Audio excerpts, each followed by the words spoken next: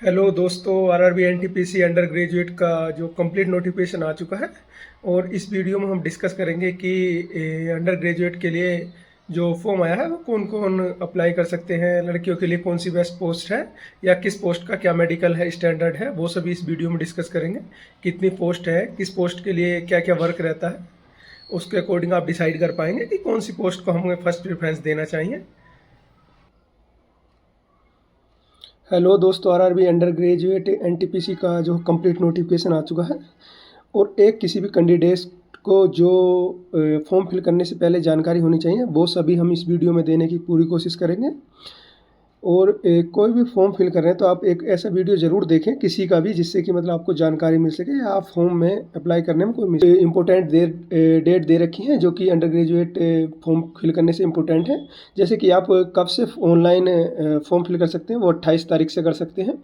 और 27 तारीख 11वां महीने तक अप्लाई कर सकते हैं। उसके बाद आपको 2 दिन दिया जाता है। अगर आपने फ़ीस जमा नहीं की है, बाय मिस्टेक आपका रह गया, तो आप 2 दिन बाद तक भी फ़ीस जमा कर सकते हैं। उसके बाद अगर आपने कोई मिस्टेक किया है डेट ऑफ बर्थ में या किसी अन्य अन्य चीज़ में, तो आप उसका मॉडिफिकेशन कर सकते हैं। 30 तारीख 11वां महीना 2025 से 9 तारीख 12वां महीना 2025 तक काफ़ी टाइम है। इसमें आप अपना आरआरबी एक ही बार में अच्छे से डिसाइड कर लें, वो चेंज नहीं कर पाएंगे। अब नीचे चलते हैं। यहाँ पर दिया है पोस्ट, क्या पोस्ट है, किसका क्या काम है, मैं सभी बताने की कोशिश करूँगा। और क्या मेडिकल स्टैंडर्ड है, कितनी कितनी पोस्ट दी हैं सभी। देखो, सबसे पहले दिया है नंबर 1 में कमर्शियल कम टिकट क्लर्क। ये क्या होता है, सेम सीनियर सीसीटीसी जो ग्रेजुएट लेवल में है सेम वही होता है, पर मोस्ट ऑफ द टाइम इनको टीसी का वर्क मिलता है, टिकट चेकिंग वाला, जो कि स्टेशन पर रहते हैं या फिर गुड्स पार्सल में किसी में भी दे सकते हैं। बट मैक्सिमम टाइम आपको कमर्शियल कम टिकट क्लर्क में ये टीसी वाला वर्क मिलने वाला है, जिसकी दे रखी है 2424 वैकेंसी।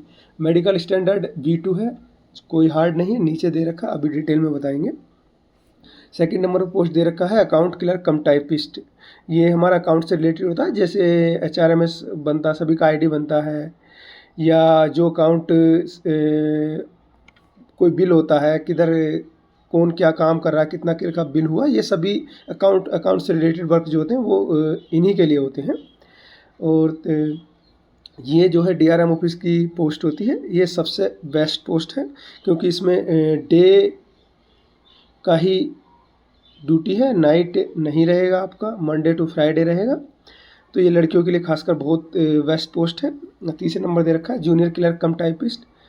इंडियन रेलवे में जहाँ भी क्लर्क की ज़रूरत है, टाइपिंग से रिलेटेड या कोई डॉक्यूमेंट रेडी करने के लिए, जैसे कोई गुड्स ऐड है या ADN ऑफिस है, SSC ऑफिस है, तो वहाँ पर ये आपका जूनियर क्लर्क कम टाइपिस्ट होते हैं। और चौथा दे रखा है ट्रेन क्लर्क। ट्रेन क्लर्क क्या होते हैं, जहाँ पर हमारी गुड्स गाड़ी स्टार्ट होती है या गुड्स साइडिंग होती है, वहाँ पर एक ट्रेन जाने के लिए एक ब्यौरा तैयार करना रहता है कि कौन सी ट्रेन कब खाली हुई, कौन सी मालगाड़ी में क्या जाएगा, वो सब एक डॉक्यूमेंट फॉर्मेट में रेडी करने का काम क्या रहता है, ट्रेन क्लर्क का रहता है। इसमें डे नाइट आपका सभी का ड्यूटी रहेगा और थोड़ा अनशेड्यूल्ड ड्यूटी रहेगा।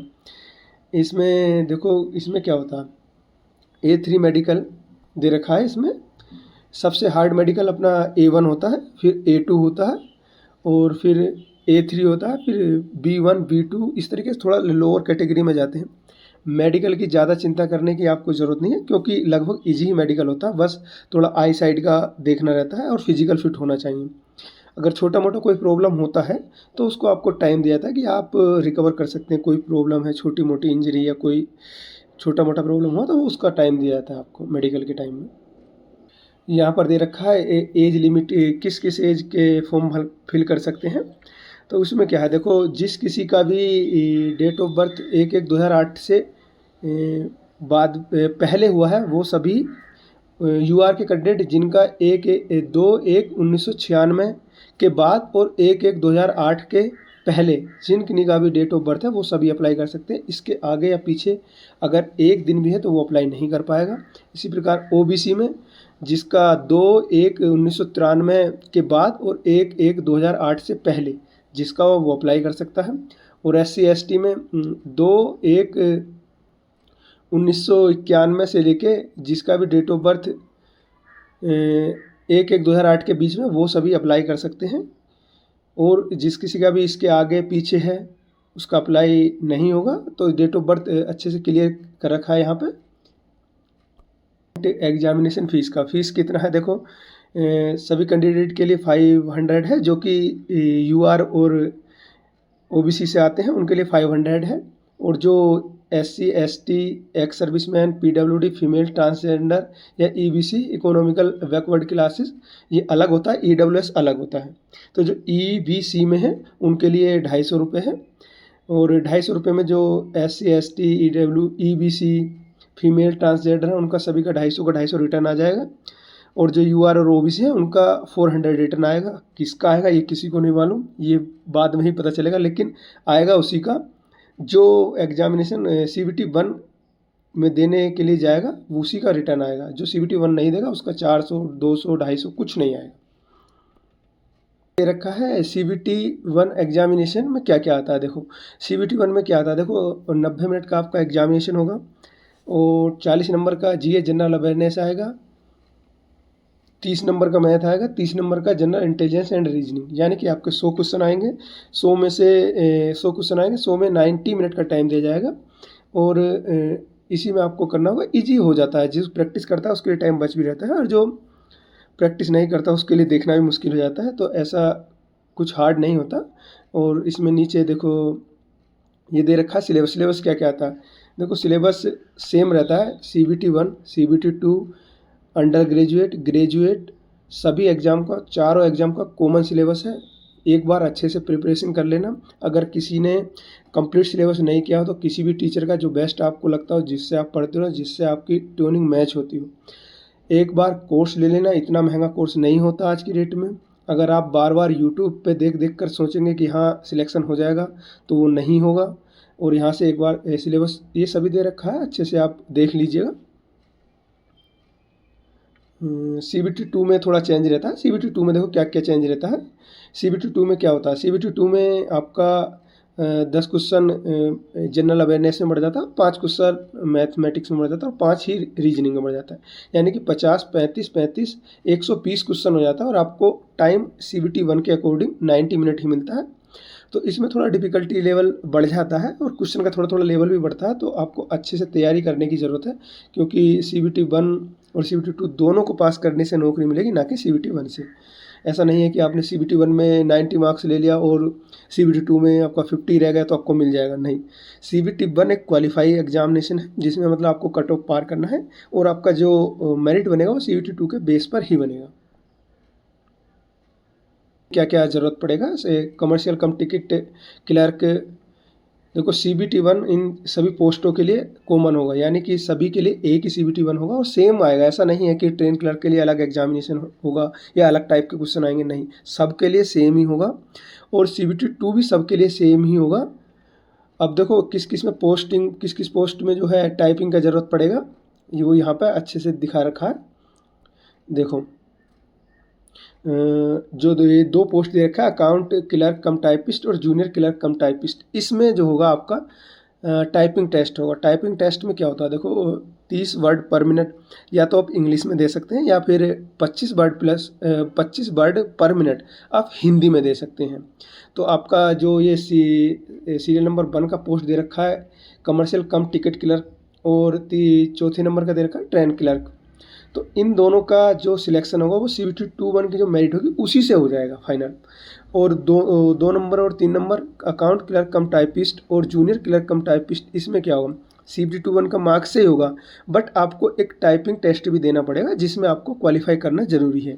यानी कि आपको चाहे अपनी मर्जी से आप 30 वर्ड पर मिनट इंग्लिश दे सकते हैं, या फिर 25 वर्ड पर मिनट हिंदी की टाइपिंग दे सकते हैं। जो टाइपिंग पास करेगा उसी का फाइनल सिलेक्शन होगा। ऐसा नहीं है कि आपका CBT 2 का मार्क्स तो कट ऑफ से 10 15 20 नंबर एक्स्ट्रा है और आप टाइपिंग में फेल हो गए तो आपको फेल ही माना जाएगा।